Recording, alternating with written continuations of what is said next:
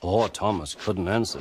He had no breath. He just puffed slowly away to rest and had a long... Gordon was very cross. Humbled. The shame of it. The shame of it. Oh, the shame. He ran on to the next station, and there he found that the driver and fireman were very pleased with him.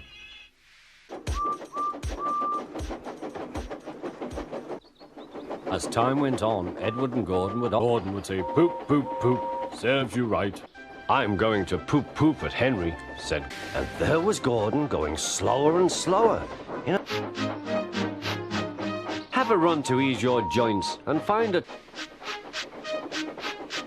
Come along, he fussed. There's plenty of time, they grumbled. Henry says it's hard to pull trains, but people have never seen me pulling a train before. Wouldn't wait. Come on, he puffed. All right, don't fuss, grumbled the trucks.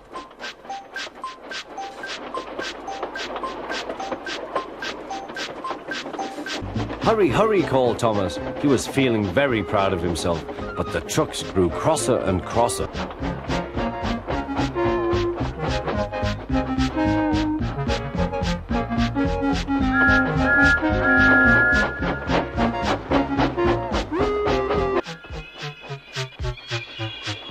They giggled in their silly way. "Do," he cried. They rattled. "You'll know almost as much about them as Edward. Then you'll be a really useful engine."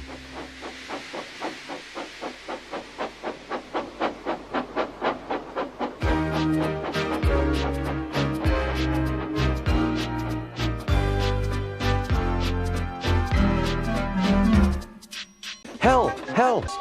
The engine was James, and he was frightened. His brake blocks were on fire. They're pushing me, he panted. On, laughed. He was hard at work, puffing backwards and forwards all afternoon. He puffs proudly backwards and forwards with them all day. Say, "Poop, poop, we're going to stop." Panted, "Will the top never come?" I've done it, he puffed. "Hooray, it's easy." "That's why it was easy," said James, as he backed the other trucks as hard as he could. In the yard, when Edward pulled up, "Peep, peep," he whistled. Then James saw the Fat Controller. Henry and Gordon were alone with James. Although the Fat Controller was beginning to think well of him, whenever a chance came, the other engines would talk of nothing but bootlaces. "Remember the time one had to be used to get you out of trouble, James?" they would tease. James tried to get his own back, talking about engines who got shut up in tunnels and stuck on hills. But they wouldn't listen. "You talk too much, little James," said Gordon. "A fine, strong engine like me has something to talk about. I'm the only engine who can pull the express. When I'm not there, they need 2 engines. Think of that. I've pulled expresses for years," and then went back to work. He pushed some trucks into their proper sidings and went to fetch the coaches for a station. He sings, "Oh, come along, we're rather late. Oh, come along, we're rather late." And the coaches sing, "We're coming along, we're coming along." They don't mind what Thomas says to them, because they know he is trying to please them. If Thomas is cross, he's...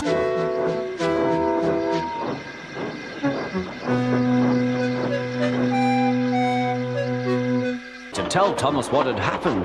"We haven't a guard! We haven't a guard!" But he was hurrying and wouldn't listen. Annie and Clarabelle tried to put on their brakes, but they couldn't without the quicker than ever before. "I hope it doesn't stop us." "Huh," said Thomas, "soft stuff, nothing to it."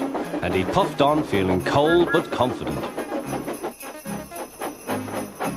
They finished their journey safe, and he banged it, and when they got back, it was so damaged. The driver was worried, but there was trouble ahead.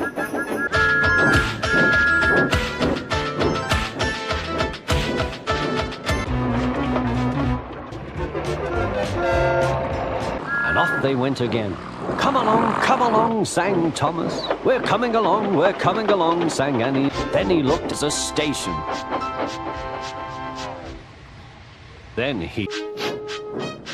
The big stations at both ends of the line each have a turntable. The Fat Controller had made them so that the tender engines can be turned as forwards.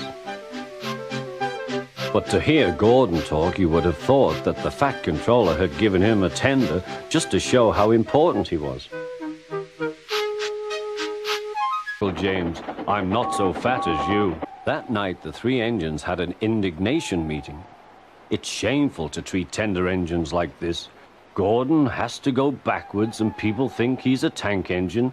James spins round like a top and everyone laughs at us.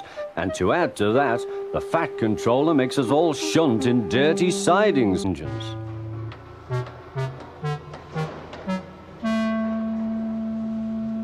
At here, I'll run away, he puffed.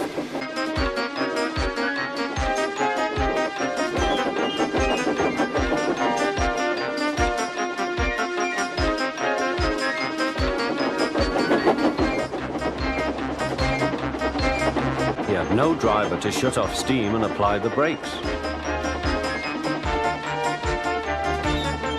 I want to stop, he puffed. The man in the signal box. Percy puffed wearily onto a nice empty siding, ending in a big bank of earth. Presently, Gordon arrived. Enough heat.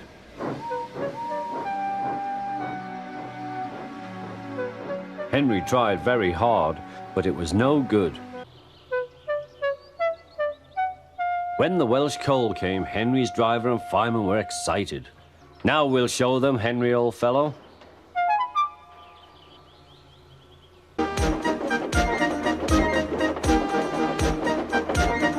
Grew better. Signal light shone green as they passed. A goods train was waiting in the siding to let the flying kipper pass, and the driver and fireman were drinking cocoa in the brake van. A crowd of people waited to see him arrive in his new shape. Thank you very much. I am sorry. They often see him pulling the express. He does it so well that Gordon is jealous. But that's another story.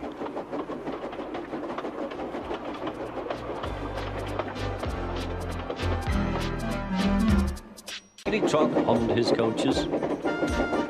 Him instead. They've broken our glass! They've broken our glass! Sobbed the coaches. The passengers weren't hurt, but they were cross. Call the police! No, said the driver. Leave it to Henry and me. What will you do? They asked. Can you keep a secret? Yes, yes.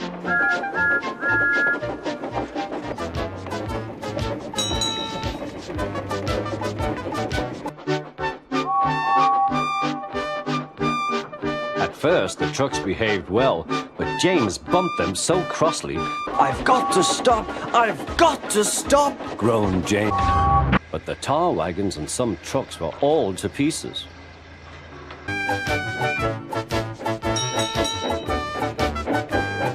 The Fat Controller met them. Well done, Percy and Toby. I won't go! I won't go! Grumbled Gordon. Don't be silly, puffed Edward. To jam the table, but he couldn't stop himself and slithered into a ditch. Ooh, she! He's dreadfully rude. I feel quite ashamed. Come back, yelled. When work was over, Thomas went to see the other engines. All their coats had been polished. Ha, said Gordon, just look at us. Your driver will have to work fast to get you as smart as us.